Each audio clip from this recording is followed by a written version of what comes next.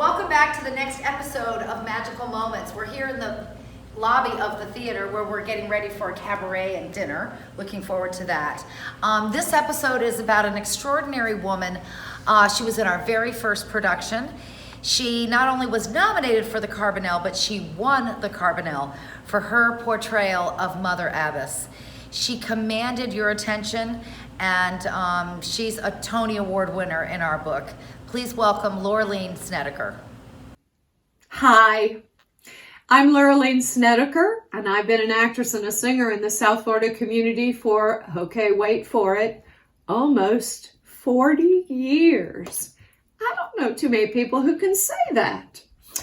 My first experience at the Wick, however, was their inaugural production of The Sound of Music. And frankly, that was on my bucket list. My mother had done the role back in community theater when I was a teenager, and I had always wanted to sing that number, Climb Every Mountain. And so I got to, as the Mother Abbess.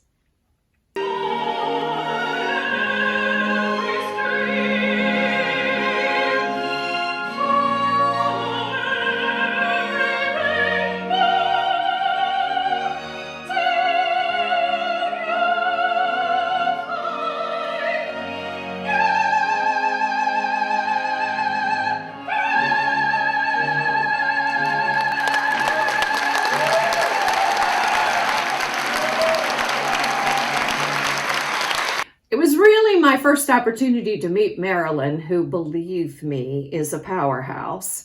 And my first encounter with her that impressed the heck out of me was when she lined all of us up for a costume parade. The nuns were all in their habits, and the director and Marilyn was looking at us to make sure everything was quite right. And she said, no, this will not do. And she sent her staff back to remake every one of the habits because they were not the same color black under the light. Pretty good in my book. So then I did Mame with Leslie Uggams, and I think that was probably my 8th or 9th Mame. I'd done it before with Sally Kellerman and also with Loretta Swit on tour, and that's when I first met Kimberly Wick. She had costumed our show out of New York. In both those productions, I was honored with Carbonell nominations, and I was grateful to win for The Sound of Music.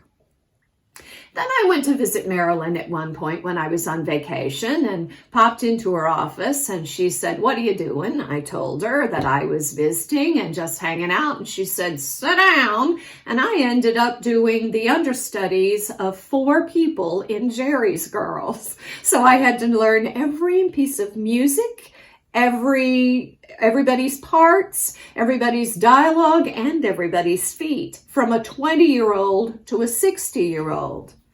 That's an experience. My last foray at the Wick was always Patsy Cline, getting to play Louise, Patsy's fan. Oh my gosh, it was so much fun, except as a singer, I had about this much to do. I literally talked and told the entire story of the show. Boyfriend said, "For crying in the bucket, Louise, the band don't even start till 8 o'clock. I said, "I don't care. We're gonna be there by 6:30. Sometimes you just have to talk to them that way.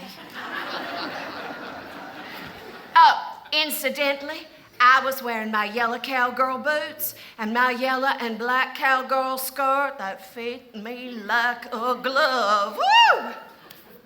It was great fun, though. I had a great time. And it was an opportunity for Kimberly to exercise her skill because my kitchen on the set was phenomenal. Her attention to detail, just like her mother, was splendid. I always look forward to working at the Wick, and I hope that when all of this is over, I'll have an opportunity to visit you all again. I don't live in South Florida anymore. I'm actually here in Knoxville, Tennessee, but all my friends and family in the theater are down there, so I make a special point of coming to visit.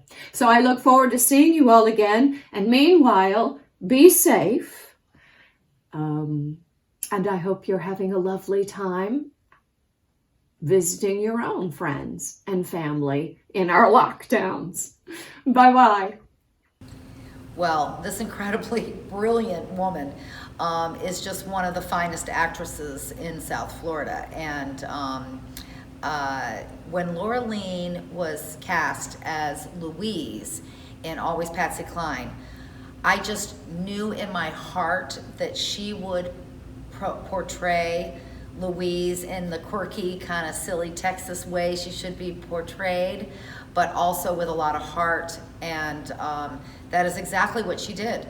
I mean, often this role is a very kind of hokey pokey thing, and that's not what she or Dominic, our director, were going for, and she did it brilliantly. She is a brilliant actress. I hope you've enjoyed this magical memory, and we've got another one right around the corner.